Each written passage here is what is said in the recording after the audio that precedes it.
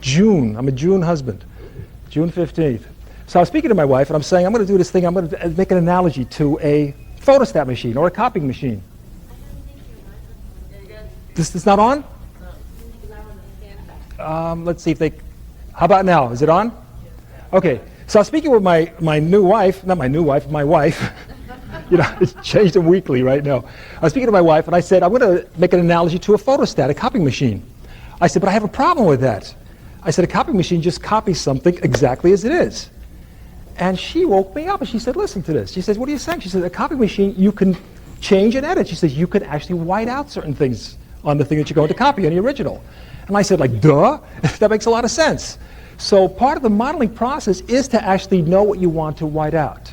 Like, in NLP, they call a person who perhaps has a certain skill or an ability that you may want to gain or learn, they call that person an exemplar. So let's say an exemplar. There's certain things in an exemplar you may not want to model. So you don't want to become this other individual. You don't want to lose yourself any identity. See, that was a mistake that I made. When I used to study with some of the best trainers on the planet, especially in hypnosis, somebody like Gil Boyne, who's my main mentor in California, I wanted to be Gil Boyne. Now, first of all, I didn't look anything like Gil Boyne. He has about 200 pounds more on him, number one. Number two, he has a very domineering, very commanding personality. And as much as I liked that and I admired that, that really was not me. I wasn't the director type.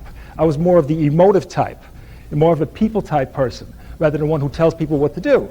So, but yet I tried to take on that personality. When I tried to model some of the speakers around, like my favorite speaker of the day is probably Les Brown. I don't know if anybody ever heard of Les Brown. Les Brown's a very high motivational speaker, just dynamic, thrilling speaker to watch and to listen to. Again, I wanted to be Les Brown. But first of all, Les Brown is a person who's black. I'm not black. I cannot be Les Brown, no matter how hard I tried. Number two, Les Brown has a certain habit I would never want. He has an addiction to M&Ms. So he said he's cut it down to half a pack now a day because he's in this M&M's Anonymous thing. That's what he says. So again, I found out I didn't want every aspect of Les Brown. I wanted certain aspects. And people sometimes end up losing themselves in these processes of modeling. It becomes a mirroring. I want to be a complete extension of the individual. Before you know it, you're acting, you're speaking, you're feeling, you're thinking, and hence you're taking on a lot of the characteristics that may not be valuable to you.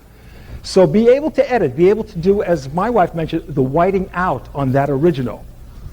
And if we talk about, let's say, somebody like Les Brown, he went through so many changes in his life. People that he, of course, modeled, people like Zig Ziglar, people who I believe is like one of the most phenomenal speakers on the planet, and that's Jim Rohn, just a wonderful speaker with tremendously wonderful information.